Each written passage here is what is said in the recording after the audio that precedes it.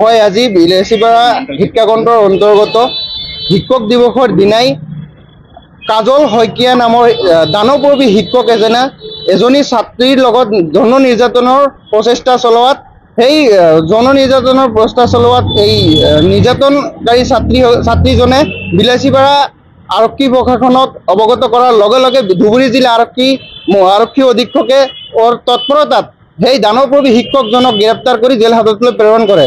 এতিয়া আমাৰ দাবী হ'ল সেই শিক্ষকজনক যাতে কোনো ধৰণৰ আইনৰ সুৰংগা দি হাৰি যাব নোৱাৰে।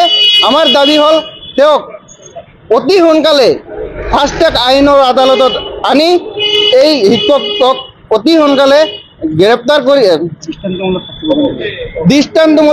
দৃষ্টান্তমূলক শাস্তি প্ৰদানৰ লগতে অসমৰ ভিতৰত এনেকুৱা ধৰণৰ যাতে দ্বিতীয় কাণ্ড সংঘটিত নহয় এক উদাহৰণ দাঙি ধৰাৰ বাবে অসম চৰকাৰক আমি দাবী উত্থাপন দাঙি ধৰিছোঁ। এইটো বিলাসীপাৰা শিক্ষাখণ্ডৰ অন্তৰ্গত গোবৰ্ধনপাৰা MV স্কুলত।